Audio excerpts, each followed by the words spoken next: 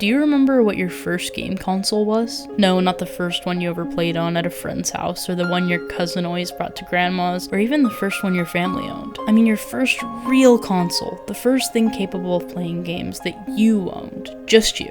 I certainly do. Aside from a Leapster and some other toddler learning games, mine was the Nintendo DS Lite. The DS was amazing, like really amazing.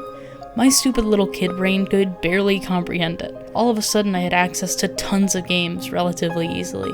Digital titles didn't exist yet, but all it took was a quick trip to my local GameStop to find a few hidden gems in the used $5 section. My dad even dug up some of his old Game Boy Advance titles, and I played those constantly too. The DS was fairly basic, but that was okay.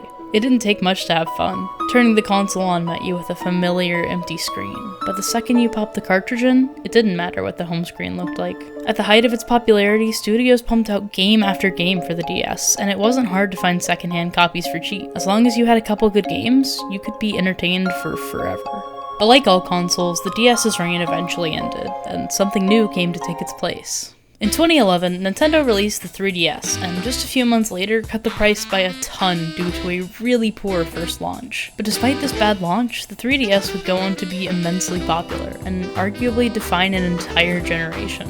I was actually sad to open my Christmas presents and see a 3DS in there when I got it. I was around 8, and I didn't realize how hard my parents had worked to be able to get me one. All I knew was that I wanted a DSi, and I got this thing instead. The 3DS may not have had the rainbow pen that I wanted the DSi for. I guess even at 8 I knew I was a bit fruity. But upon just opening it, I fell in love. There was so much going on with the 3DS. Streetpass, Swapnote, and later Swapdoodle, Faceraiders, a way better download play system, Meme Maker, there was a camera, a music maker, and eventually they'd release AR cards to bring your favorite characters to life. There were just so many possibilities for you to explore every time you booted it up, each app with its own little jingle. Hell, even the activity log got a fun little theme song.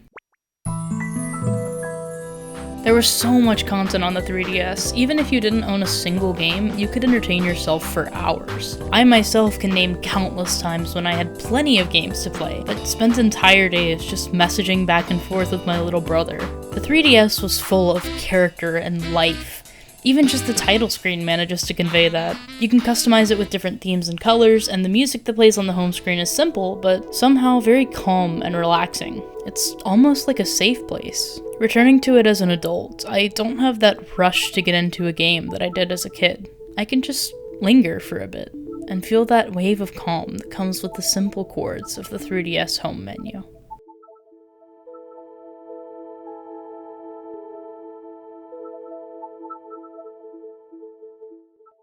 This is probably one of the biggest complaints with the Nintendo Switch. The 3DS and even Wii and Wii U to an extent are full of such originality and character. It takes just turning on the console to see that. The Switch, by comparison, is dull, empty, almost corporate. There's nothing to do on the Switch without games, and while that's fine, it feels like a major downgrade. You can customize your profile picture, but that's where it stops. The background is always a clean, sterile, void-inducing white. There's no music, only silence and the sound of you scrolling through the menu. Again, inherently it's fine, but compared to the last few Nintendo models, it feels empty. Like it's missing everything that made past Nintendo products so special. But on both, there's one app that stands out. Enter the eShop.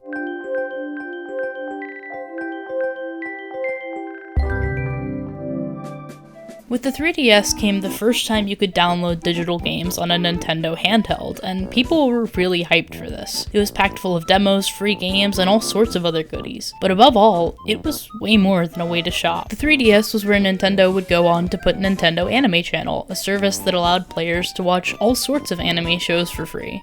There was also Nintendo Video, one of my favorite additions. You could watch shows and shorts from places like College Humor, Channel Frederator, and all sorts of different creators. Nintendo Video was absolutely essential to the development of my style of humor, and I remember spending hours awake just rewatching the same few Dinosaur Office shorts over and over again. Channel Frederator's Cartoon Conspiracy absolutely shaped my early years of making videos, and later on being on the internet. I really can't overstate the impact it had on me as a child.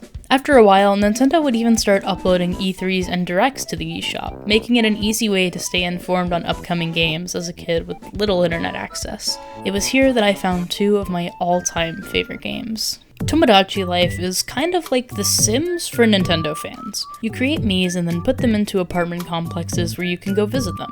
You can make them go on dates, get married, have rap battles, all sorts of things. Tomodachi Life was the first game I ever got upon its release, and considering that $40 was a lot to me then, and still is a lot to me now, I was really feeling the cost of that one. But it was so incredibly worth it. I had fun just remaking people I knew in real life and making fictional Miis, toying around and honestly getting a little bit of a god complex. But that's the point of games like these anyways, isn't it? Tomodachi Life was great, but there was another game that would impact me even more. Inazuma 11 is a game I've talked about a bit on here before, and I plan to talk about more in the future. It's basically a soccer strategy game, but everyone has these really cool moves called Hisatsu techniques, or in English, literally just special moves. Imagine something like Shaolin soccer, but Japanese, or just regular soccer, but with Dragonball powers. I hyperfixated on Inazuma 11 hard, and actually got really into normal real-life soccer because of it for a bit. There was something about it that just managed to bring out this passion in people, and cheesy as it may have often been, it really was amazing. I spent hours trying to avoid random encounters, realizing I did actually need to get stronger to beat the real matches and progress, going back and leveling up, recruiting members and building my team, and trying to figure out good gameplay strategies. This only increased more when I got the second game, which never actually released in North America, so it was a British copy for the DS. But basically improved upon everything in the first, especially the amount of strategy needed. If I put Mark up here as a forward, I can use the strongest move in the game, the Earth. But that means I need to put a weaker goalie at the goal and pray that the other team doesn't break through my defense. I learned a lot about how to balance teams and get stronger, and it shockingly actually really improved my work ethic and my grades. I still remember being 9 years old, huddled over a little ottoman in my bedroom as me and my little brother watched the direct for Tomodachi Life and Inazuma 11 together on my tiny 3DS. The games I found on there, the videos I watched, genuinely changed my life. It was where I found games that are still my favorites today, where I watched Bee and Puppycat for the first time, where I sat and watched Dinosaur Office on a loop for hours. But as of today, Monday, March 27th, the 3DS and Wii U eShops are closing forever. I can't really say it's a surprise. Games on the 3DS have been few and far between for a while now, and Nintendo has already shut down beloved features like Spot Pass, Nintendo Video, and Nintendo Anime Channel years ago. But I can't help feeling like it's the end of an era.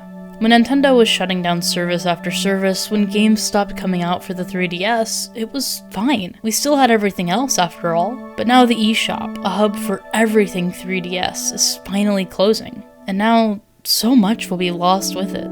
It's not clear if the videos up in the eShop will be taken down or not, but players will be unable to download games they haven't already purchased before, meaning the over 1,000 eShop exclusive games are basically unavailable to purchase. So many games, so many big pieces of our culture and our childhood are going to be lost forever.